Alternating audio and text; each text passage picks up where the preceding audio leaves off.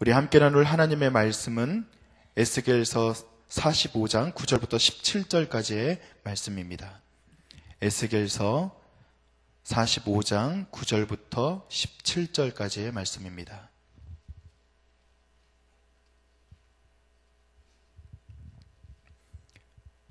(9절부터) 17절까지의 말씀을 우리 천천히 함께 읽도록 하겠습니다.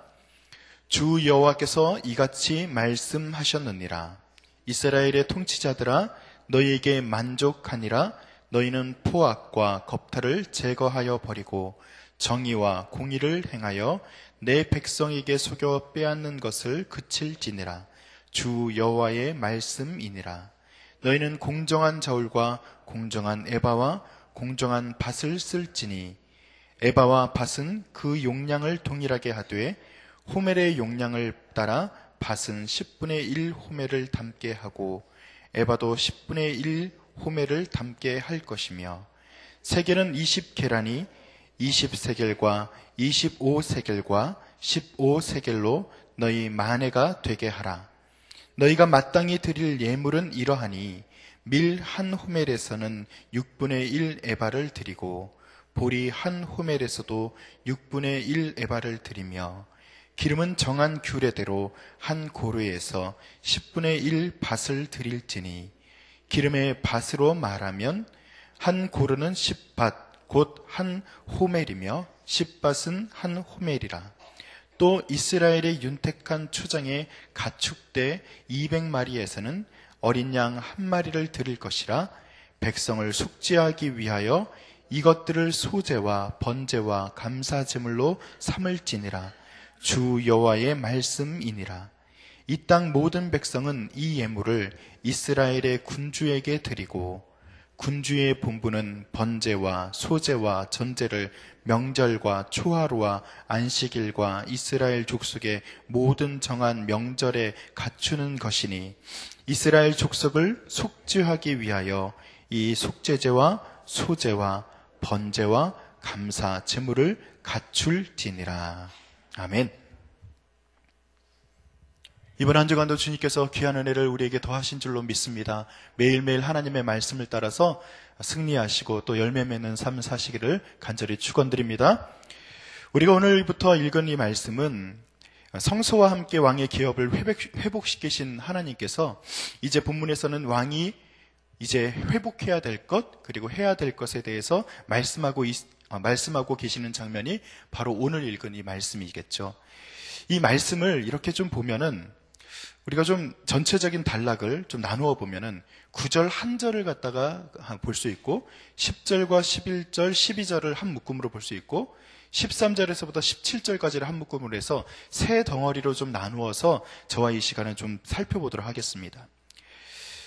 이 9절에 대한 이야기는 개인에 대한 이야기다, 왕 개인에 대한 이야기라고 할 수 있고, 두 번째 단락으로 말씀드렸던 10절에서부터 12절까지의 말씀은 공인으로서 회복에 대한 이야기라 이야기할 수 있고, 13절부터는 예물에 대한 것, 그리고 제사에 대한 것이 나오므로 이것은 우리 전체, 유다 전체에 대한 이야기다라고 이야기를 할 수 있다. 그렇게 좀 덩어리를 기억하시면서 말씀을 좀 함께 나누도록 하겠습니다. 자, 9절이라고 말씀드렸는데, 9절을 한마디로 요약하면은 그것은 자족하라라고 저는 이야기하고 싶어요. 왜냐하면 9절 말씀을 제가 다시 한번 읽어드리고 말씀을 좀 나눌게요. 주 여호와께서 이같이 말씀하셨느니라. 이스라엘의 통치자들아, 너희에게 만족하니라. 너희는 포악과 겁탈을 제거하여 버리고 정의와 공의를 행하여 내 백성에게 속여 빼앗는 것을 그칠지니라. 주 여호와의 말씀이니라. 아멘. 자, 여러분 혹시 사무엘 하서에 보면 나단이 다윗을 꾸짖는 그 장면이 나오는데, 사무엘하서 12장 1절부터 4절까지에 있는 내용을 제가 여러분들에게 한번 읽어드릴 테니까 잘 들어보셔요. 여호와께서 다윗에게 나단을 보내셨습니다. 그가 다윗에게 가서 말했습니다. 한 성에 두 사람이 살고 있었는데 한 사람은 부자였고 다른 사람은 가난했습니다. 부자에게는 양과 소가 아주 많았지만 가난한 사람은 자기가 사다가 키운 작은 암양 새끼 한 마리밖에 없었습니다. 그 양은 그의 자식들과 함께 자라며 그가 먹는 것을 같이 먹었고 그 잔에서 같이 마셨으며 그 품에서 잤습니다. 그 양은 그에게 마치 딸과 같았습니다.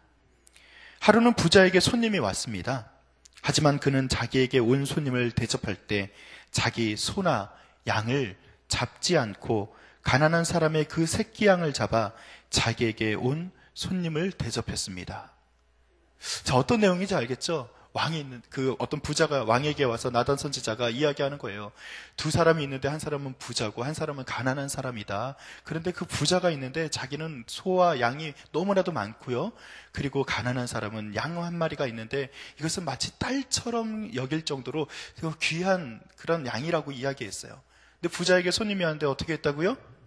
자기 거 내놓지 않고 누구께 보인 거예요? 가난한 사람께 보인 거예요. 자족이라고 하는 것은 바로 그런 포인트에서부터 시작을 하는 겁니다. 내가 가진 것에 만족하지 않고 자꾸 다른 사람에게 시선을 두는 거예요. 기준을 나에게 두는 것이 아니라 다른 사람에게 기준을 두는 겁니다.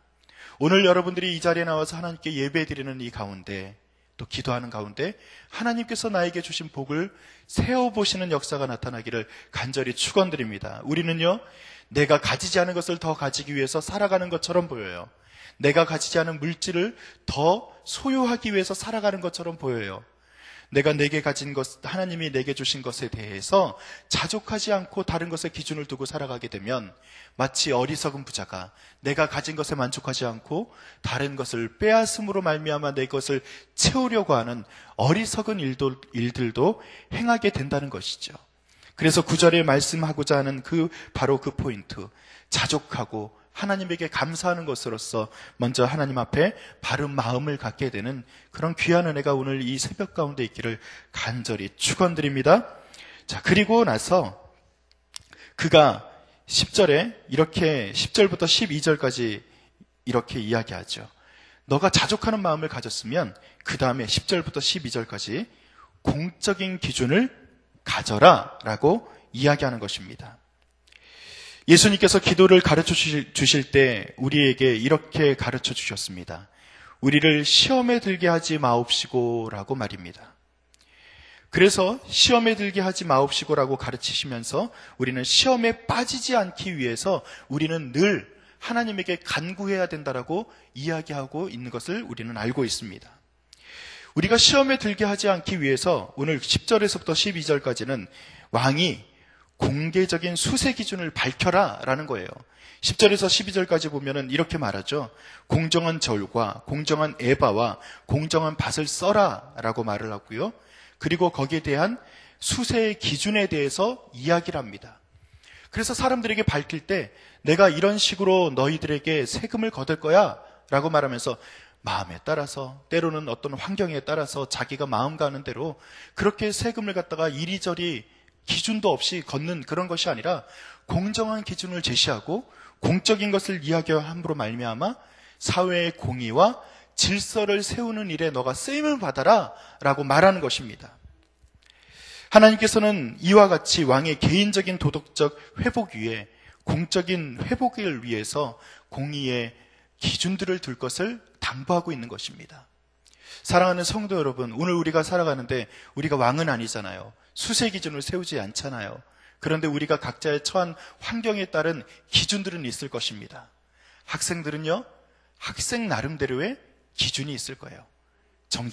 정직하게 공부해야 되는 것이고 성실하게 우리가 그렇게 공부해야 되는 것, 그것이 학생들에게 주어진 의무가 아니겠습니까? 만약에 가게를 유지하고 또 가게를 운영하는 분들은요, 속여 팔지 않는 것이죠. 이 기준에 따라서 말하면요. 회사를 운영하는 사람들은요, 세금을 잘 내는 것이죠.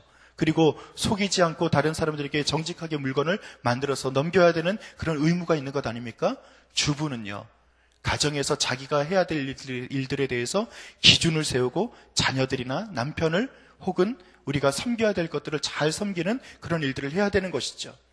우리가 왕이 자기의 수세 기준을 밝힘으로 말미암아 자기가 공의를 세우고 그리고 이 사회의 정의를 갖다가 지키기 위해서 그렇게 부단히 노력한 것처럼 우리도 그런 기준들을 하나씩 우리 마음 가운데 세워야 될 것입니다. 하나님이 우리에게 주신 그 기준들, 의 공의에 대한 기준들을 각자의 처한 환경에 따라서 오늘 세우시고 그 기준에 따라서 오늘도 승리하시기를 다시 한번 축원드립니다. 자, 13절에서부터 17절까지입니다.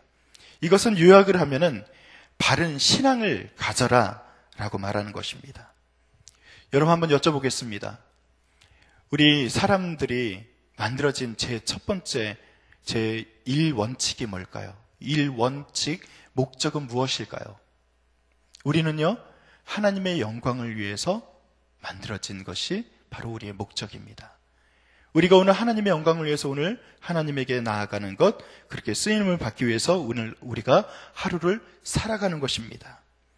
유다 민족을 다시 회복시켜 줄 터이니 유다 백성도 이 백성의 기준을 따라서 살아라 라고 하나님은 계속해서 권면하고 있습니다. 그래서 개인적인 기준이 세워지고 사회적인 공의가 세워진 이후에 하나님께서는 13절에서부터 17절까지의 말씀을 통해서 그들이 개인적인 그리고 사회적인 공의를 세우고 그 다음에 하나님에게 나아가는 영광된 목적으로 나아가라라는 것을 13절에서부터 이야기하고 있는 것입니다. 그래서 13절에서부터 보면은 처음에 이렇게 말하죠. 너희가 마땅히 드릴 예물은 이러하니 라고 말하면서 밀 한 호멜에서 6분의 1 에바를 드리고 보리 한 호멜에서 6분의 1 에바를 드리며 라고 말하면서 또 여러 가지 기준들을 말하면서 또 드릴 것을 이야기하고 있습니다. 그런데 16절에 보니까 이렇게 말을 합니다. 이 땅 모든 백성은 이 예물을 이스라엘의 군주에게 드리고 라고 되어 있어요. 이 16절에 대한 해석을 볼 때 군주에게 이 예물을 드려라? 예물은 누구에게 드리는 거죠? 하나님에게 드리는 거예요. 그래서 16절을 가지고서 조금 해석에 대한 분분한 그 어떤 해석이 있습니다. 예물은 하나님에게 드리는 건데 예물을 군주에게 드려라.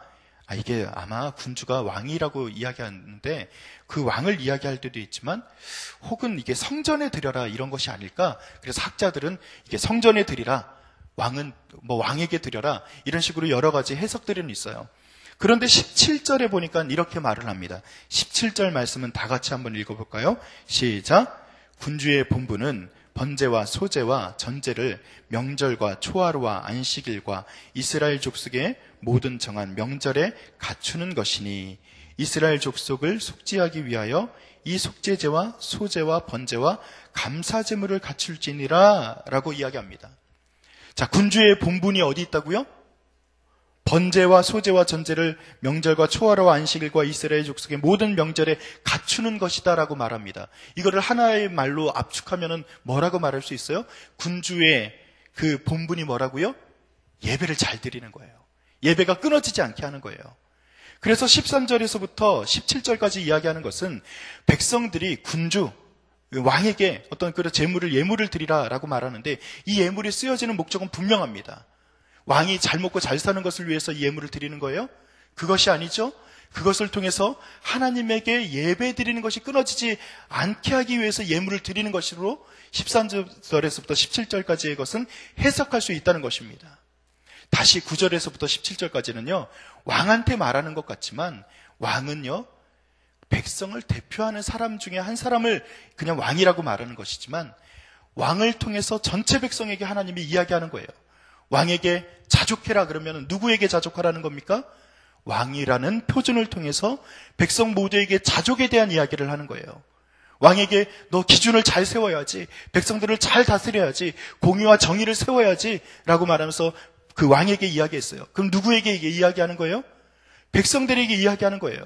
즉 왕에게 개인적인 자족, 개인적인 공의와 정의를 말하는 것 같지만 모두에게 하나님은 이야기하고 있는 것입니다. 그 증거가 바로 13절에서부터 17절까지예요. 왕에게 예물을 드리는 것처럼 보이지만 그러나 왕을 통해서 무엇을 유지하라고 말하는 것입니까? 예배를 유지하라는 것입니다. 사랑하는 성도 여러분, 그러므로 우리에게 오늘 이 말씀이 적용될 때에는 하나님, 왕에게 자족하라고 말씀하셨죠? 내가 오늘 왕 같은 제사장 아닙니까? 내가 오늘 자족하는 삶을 살 수 있도록 아버지 하나님 나의 마음을 단단히 붙잡아 주시옵소서. 다른 사람에게 있는 것을 탐하는, 내 이웃의 것을 탐내는 그런 어리석은 일들을 행하지 않게 하여 주시옵소서. 그렇게 기도할 수 있겠죠. 왕에게 기준을 잘 세워라, 공의와 정의를 세워라 이야기했을 때 내가 이것을 나에게 기준을 적용해서 하나님, 나도 오늘 공의와 정의를 잘 따라갈 수 있는 사람이 될 수 있도록 인도하여 주시옵소서. 그렇게 기도할 수 있겠죠. 또 왕에게 예물을 받은 것으로 예배를 유지해라 라는 것을 이야기한 것을 우리가 우리에게 적용한다면 오늘 우리가 하나님에게 온전한 예배를 끊어지지 않는, 삶의 예배를 끊어지지 않는 그런 삶을 살아야겠다, 그렇게 기도할 수 있겠죠. 오늘 그 세 가지의 기도 제목, 자족하고 공의를 세우고 예배하는 삶을 그치지 않는 그런 귀한 일들이 오늘 우리 가운데 나타나기를 간절히 축원드립니다. 이 시간 한번 기도하겠습니다. 아버지 하나님, 주님께서 왕에게 법칙을 이야기하실 때 우리에게 동일하게 말씀하시는 줄 믿습니다. 자족하게 하시고 공의롭게 살게 하시고 예배를 그치지 않는 진정한 삶의 예배를 드리는 우리 모두가 될 수 있도록 인도하여 주시옵소서. 하나님께서 도우실 줄 믿사오며 감사드리며 예수님의 이름으로 기도드립니다. 아멘. 우리 교회 공동기도문 7번째 말씀 삼운동 온세계 선교 함께 교독하면서 우리 기도드리도록 하겠습니다. 성경의 중심 가르침 말씀 삼운동 온세계 선교의 비전은 주님이 말씀 삼 공동체 성락성결교회에 주신 명령임을 믿습니다. 이 소명을 사명으로 받아 순명하여 이루도록 우리를 이끌어 주옵소서.